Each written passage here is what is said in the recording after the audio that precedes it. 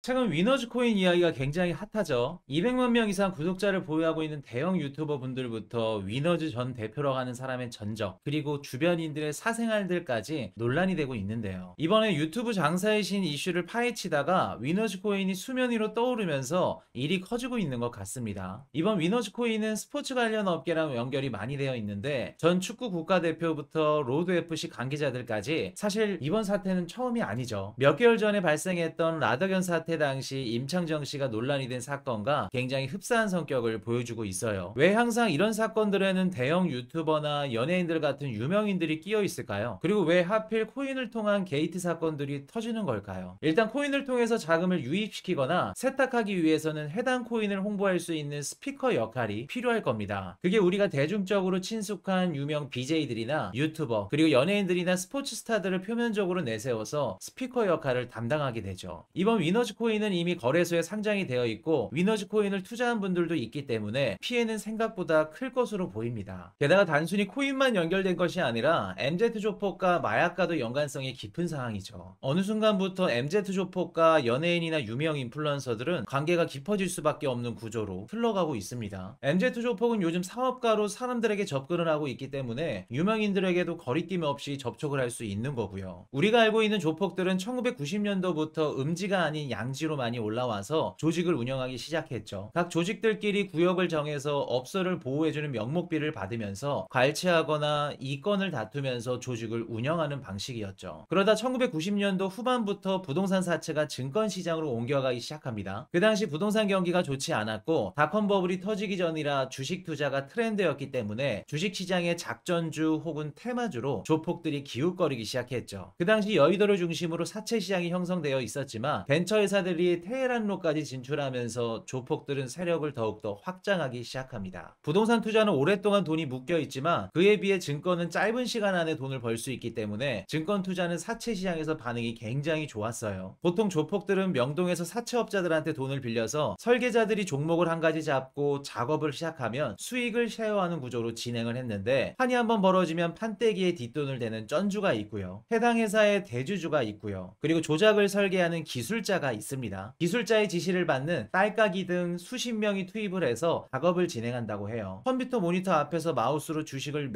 매도하면서 딸깍딸깍 소리가 난다고 해서 딸깍이라고 그들만의 은어로 불린다고 하네요. 그리고 관계자 말로는 사채 시장에서 100억 원짜리 작업을 하기 위해서는 최소 20명 정도가 필요하다고 합니다. 보통 대주주 쪽에서 주가 조작 세력을 고용하거나 꾼들이 회사를 인수해서 직접 주가 조작을 하는 경우가 비일비재하기 때문에 90년도 조폭들은 주식시장을 통해서 자금을 세탁하기 시작했다고 합니다. 2000년도로 올라오면서 조폭들은 시행사를 운영하거나 분양사기 등 부동산 시장에 진출하게 됩니다. IMF 외환위기 이후 조폭들이 시행사나 하도급 업체를 직접 관리하는 방식이었는데, 중견 건설사 대표와 조직폭력배가 서로 유착관계가 형성돼서 상가 분양을 진행하게 되죠. 이때에도 유명 탤런트나 연예인들을 광고 모델로 기용하면서 스피커 역할을 맡기게 됩니다. 광고비를 일부분만 지급하고 주지 않는 경우도 있었고요. 조폭들은 감금 및 폭행까지도 일삼았죠. 보통 조폭들은 토지주들을 모아서 매매 계약을 체결하고 시공사를 연결시켜서 프리미엄을 챙기는 방식이었는데, 여기다 추가로 지분까지 취득한 뒤에 출자해서 해당하는 만큼의 이익을 가져가는 구조였다고 합니다. PF 대출을 통해서 리조트 사업도 활발하게 진행을 하면서 막대한 수익을 가져가기도 했고요. 지방의 오피스텔을 수백억 원 중복 분양을 통해서 분양 사기도 벌였죠. 대다수의 조폭들은 건설 시장을 통해서 자금을 세탁하곤 했습니다. 2010년도가 넘어가면서 온라인 사업이 활발하게 진행됐고 자연스럽게 조폭들의 수입 구조도 진화하게 됐죠. 보이스피싱이나 온라인 도박 같은 불법 사금융으로 확장하게 됩니다. 보이스피싱은 크게 총책을 기점으로 현금이 운반되는 모든 과정을 뒤에서 감시하는 레이더 역할과 말이라고 하는 현금 전달책으로 구성이 되어 있죠. 보통 필리핀이나 베트남, 중국 등 해외 거점을 두고 검사나 가족을 사칭한다던가 예금 계좌가 범죄에 연루되었다는 내용 등등 피해자들에게 계좌 이체를 하게끔 유도를 합니다. 그럼 보이스피싱 조직들은 입금을 받을 계좌가 필요하겠죠. 길 가다가 한 번쯤 이런 광고를 보신 분들 계실 거예요. 보통 돈을 받고 통장 명의를 빌려주거나 노숙자들에게 명의를 빌려서 그분들의 통장이 보이스피싱 범죄 계좌로 사용이 되죠. 그럼 말이라고 하는 현금 운반책들이 중간책들을 거쳐서 총책에게 입금이 되는데, 여기서 다양한 방식으로 자금을 한 번 더 세탁하게 됩니다. 모바일 게임을 다들 한 번쯤 해보셨을 텐데 게임상에서 사용되는 다이아로 환전해서 세탁을 하는 방식도 많이 사용되고 되고 있고요. 그 밖에도 문화상품권이나 각종 캐시들도 이용이 되고는 합니다. 꼭 보이스피싱이 아니어도 불법 사달이나 토토 같은 온라인 도박 플랫폼들을 통해서 얻은 수익들도 이런 식으로 자금 세탁이 된다고 보시면 돼요. 한 가지 더 말씀을 드리면 개인 방송국을 운영하는 플랫폼을 통해서 별풍선 깡으로 자금을 세탁하는 방법도 사용되기도 합니다. 조금 더 디테일하게 말씀을 드리면 방송을 하는 BJ, 엔터회사, 그리고 대리결제 업체, 방송 플랫폼 이렇게 네 곳이 있다고 가정을 한번 해볼게요. 보통 방송을 하는 BJ분들이나 해당 BJ가 속해 있는 엔터 쪽으로 자금 세탁 관련 연락이 갈 겁니다. 그럼 무슨 페이 같은 별풍선 대리결제 업체로 엔터 회사에서 현금을 보내주면 그만큼 별풍선을 엔터 회사 쪽으로 보내주겠죠. 그럼 엔터 쪽에서 BJ분들에게 별풍선을 쏘고 해당 방송 플랫폼에서는 수수료를 제외하고 BJ분들에게 별풍선 수익을 지급해 줄 겁니다. 그 수익에서 BJ분들의 몫을 일부분 제외하고 다시 엔터로 보내서 자금 세탁을 하게 되죠. 그 밖에도 역행분들과 회장분들이 서로 연결해서 세탁하는 방법 등등 다양한 방법들이 존재합니다. 가장 최근에 많이 사용되고 있는 방법이 코인을 발행해서 그 코인을 상장시킨 다음에 자금을 세탁하는 방법이에요. 코인을 발행하는데도 어렵지 않습니다. 이더리움 생태계에서 코인을 발행하는 데만 0.5이더만 있으면 원하는 코인을 발행할 수 있어요. 귀찮으시면 백서나 코인 발행 등등 한 몇십만 원 정도 의뢰 비용만 주면 너무나 손쉽게 코인을 발행할 수 있습니다. 코인을 발행하는데 이렇게 진입 장벽이 낮다 보니 조폭들에게 마케팅 수단만 갖추어진다면 확실한 자금 세탁 수단이 될 수 있겠죠. 발행한 코인을 홍보하기 위해서 스피커 역할을 할 수 있는 인물부터 섭외를 해야 될 겁니다. 처음에는 유튜버나 유명 인플루언서들 위주로 홍보를 시작하다가 나중에는 스포츠 선수, 연예인, 심지어 정관계 인사들까지 포섭을 하면서 자신들이 만든 코인의 인프라를 구축하게 됩니다. 물론 MZ 조폭들은 유명인들에게 사업가로 접근을 했기 때문에 유명인들은 문제가 될 거라 생각을 하지 못했을 거예요. 게다가 해외에 묶여있는 자금을 국내로 들어온 데는 코인만한 게 없죠. 보통 USDT라는 스테이블 코인을 많이 활용하는데 달러에 패깅이 되어 있기 때문에 달러랑도 같다고 보시면 됩니다. 국제적으로도 자금 세탁이나 테러 자금, 환치기에 가장 많이 사용되는 코인이기도 하고요. 최근 국내 암호화폐 거래소에서 USDT가 상장되고 나서 보따리상들이 들어올 수 있는 루트가 열려서 개인적으로 걱정이 되기는 해요. 최근에 필리핀 불법 카지노 에이전트와 국내 환전상과 범죄 조직이 연결되면서 260억 원 환치기를 적발하기도 했죠. 보통 카지노에 있는 VIP룸을 정키방이라고 하는데 해외 카지노 원정 도박을 원하는 고객들에게 국내에서는 현금을 받고 USDT 코인을 필리핀 카지노 계좌로 입금을 한 뒤에 고객들에게 전달하는 방식으로 자금을 환치기 했다고 합니다. 이뿐만이 아니에요. 국내 최대 명품 시계 판매 커뮤니티에서는 USDT로 시계를 판매하는 글을 종종 보실 수가 있습니다. 해외에서 시계를 USDT로 판매해서 자금을 세탁하는 방법으로 종종 쓰이고 있죠. 미술품이나 NFT로 자금을 세탁하는 방법들도 존재하는데 그건 나중에 시간이 되면 또 다루도록 한번 해볼게요. 참 이렇게 말하다 보니 자금 세탁할 수 있는 방법들이 상상을 초월할 정도로 굉장히 많죠. 앞으로도 수익이 발생하는 곳에는 반드시 이런 식의 자금 세탁 창구가 계속해서 생겨만 날 겁니다. 예전 조폭들이 주먹을 쓰면서 위협을 통해 세력을 확장했다면 요즘 MZ 조폭들은 불법적인 사업을 합법적인 사업으로 위장해서 부를 취득한 후에 변호사를 휘감으면서 세력을 확장해 나가고 있기 때문에 아마도 지금 순간에도 새로운 자금 세탁 방법들이 여기저기서 생겨나고 있을 거예요. 우리가 이렇게 범죄에 사용되는 다양한 방법들을 알고 있어야 되는 이유는 당하지 않기 위해서입니다. 유명인들뿐만 아니라 우리도 언제든지 이런 일들이 발생할 수 있고 피해자가 될 수도 있습니다. 이런 원리를 알고 있다면 제2의 피해자를 막을 수 있는 가능성이 존재하기 때문에 오늘 이렇게 영상으로 한번 다뤄봤습니다. 다음이 더 기대되는 좋은 정보로 찾아뵙겠습니다. 지금까지 머니톡톡이었습니다.